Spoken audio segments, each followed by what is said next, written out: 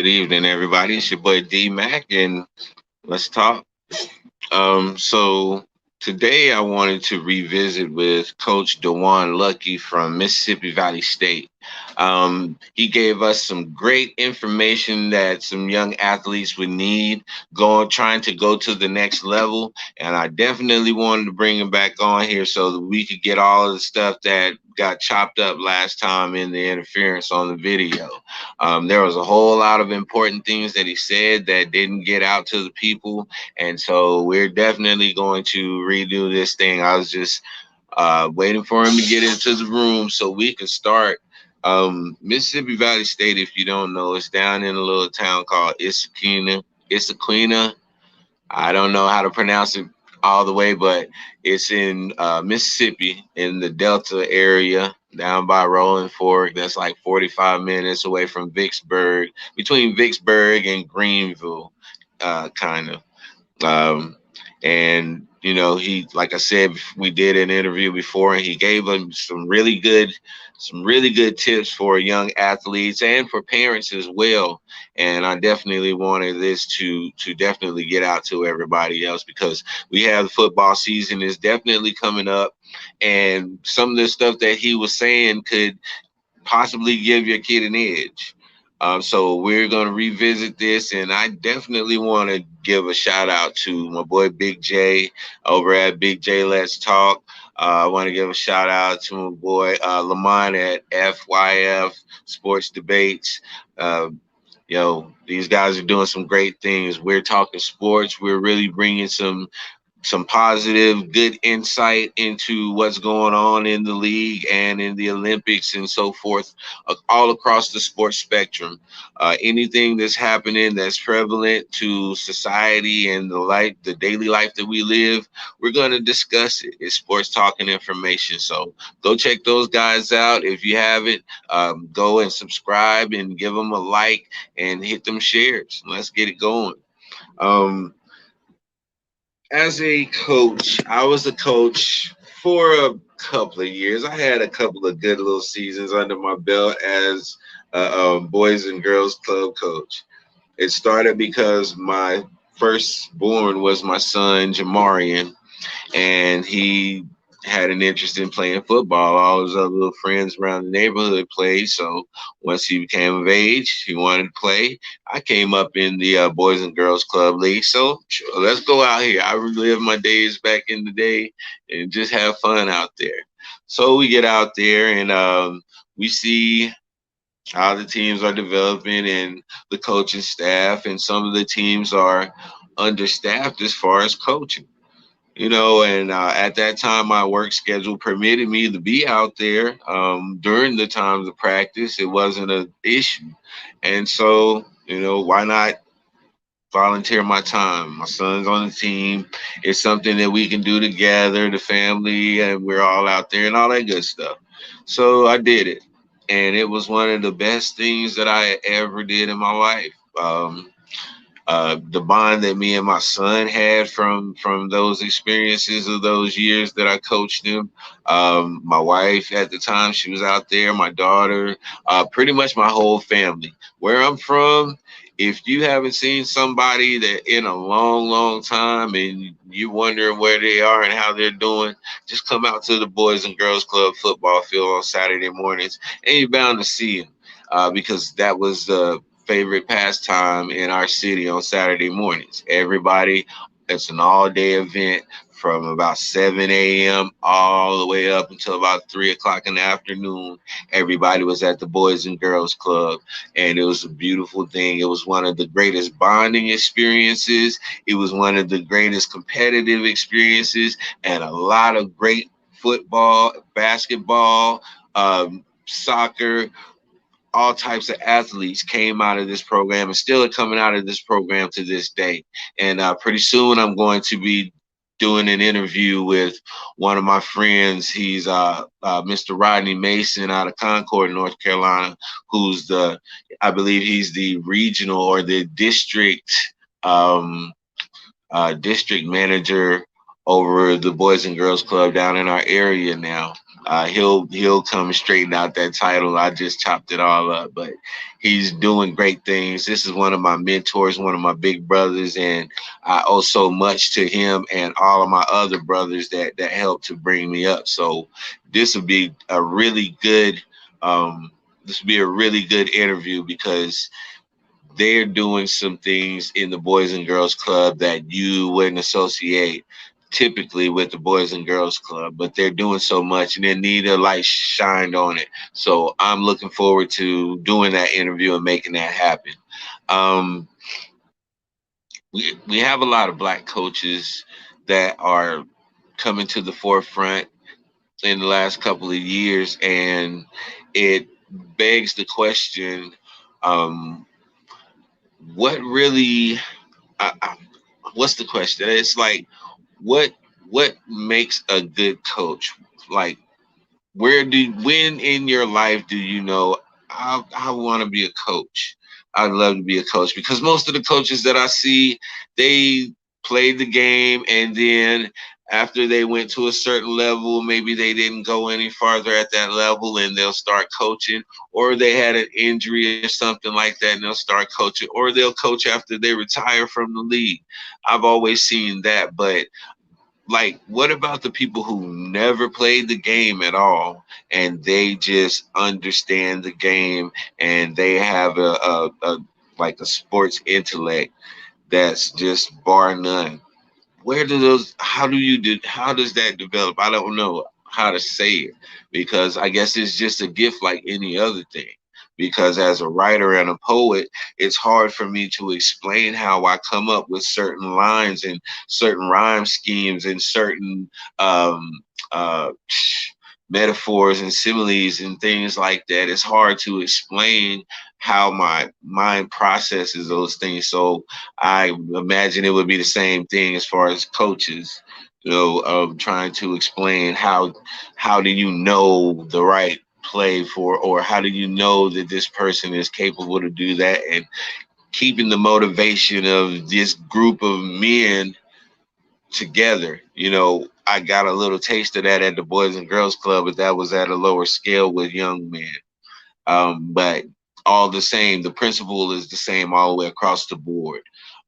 If you build a great rapport with your team and you show them respect and you show them that you value them, each and every one of them, and you value their opinion and you work together and you create a good environment, win, lose, or draw, you will have a good team. First team I had, let me see, the Trojans, little Trojans, 6, 7, 8-year-olds, and we were a great team for about 3 games. We started off the season, we were bad, and everybody thought we were going to be a powerhouse. And we got 3 games in, and our quarterback got hurt.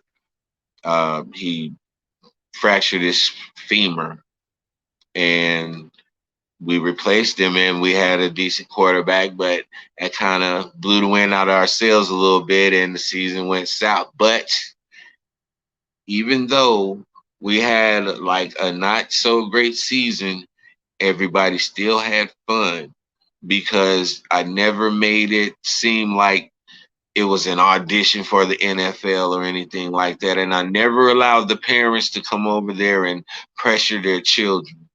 That was my main thing. We're out here, we're having fun so that they can understand the game, so that they can learn to love it for what it truly is. Not for their parents to come out there and relive their old high school and college glories through their child and trying to force their child to be what they never could be. That was a no go with my team, and that was understood with me and all of my coaches. And we did everything with our kids. If our kids ran, we ran with them. If they did heels, coach gonna do a few of them. I'm not gonna do all of them now because I gotta maintain some type of dignity out there. I ain't gonna fall out in front of them little boys, but I'm gonna do a few of them with them just to let them know that coach with you. Everything that y'all do, I'm not gonna ask you to do something that I won't do myself. And that's something that I maintain pride in. And that's something that made my kids really, really bond to Coach Mack, because they knew I was going to ask them to do something that I would do myself. I would never put them in harm's way. I would never ask them to do anything unrealistic or crazy because I was in my feelings or nothing like that. We were out there to have fun and learn how to play and love the game of football. And that's what we did.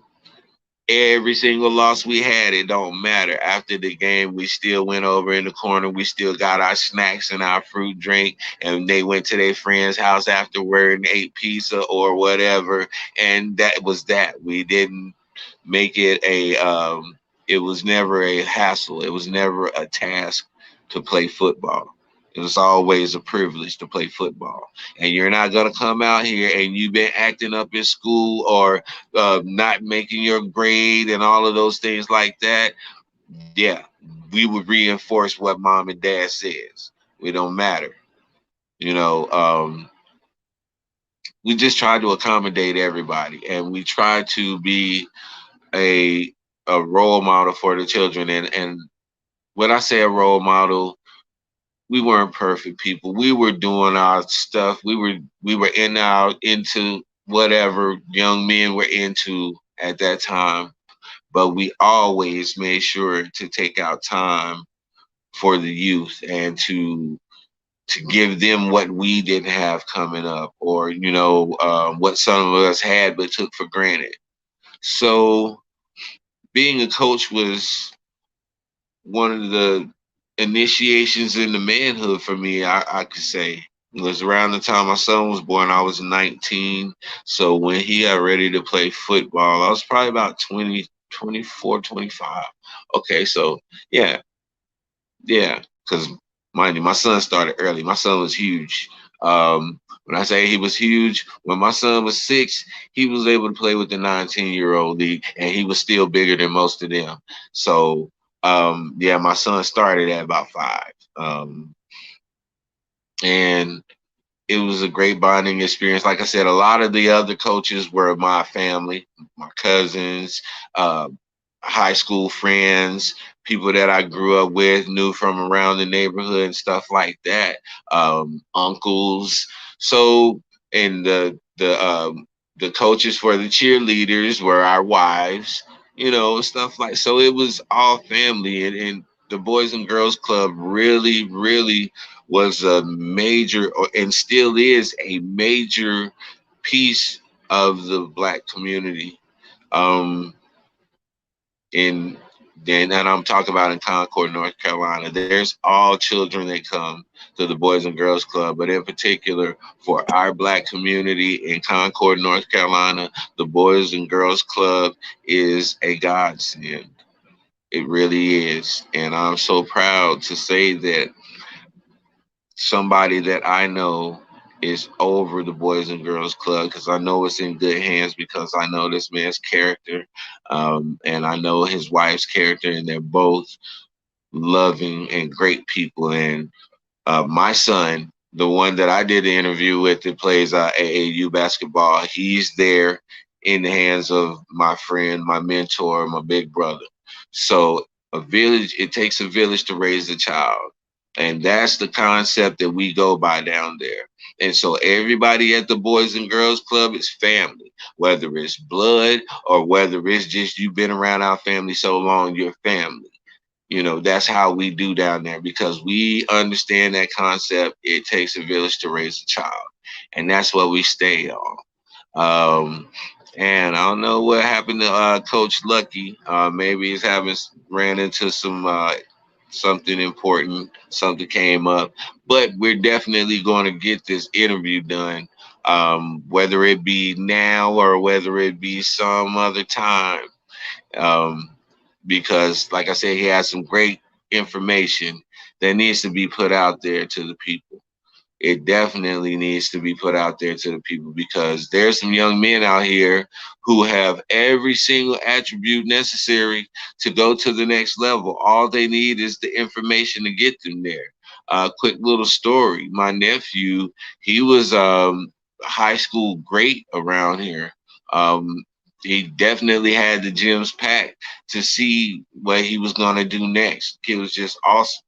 And came time for schools and to sign for different schools and commit to school stuff like that. And you know, the information that was given to him was, not up to par information, and it kind of hurt his chances. A lot of teams that, or a lot of schools that he could have went to, just because of bad information. But um, he was fortunate to get picked up in a large university, and he went on to do great things, and he's doing great things now.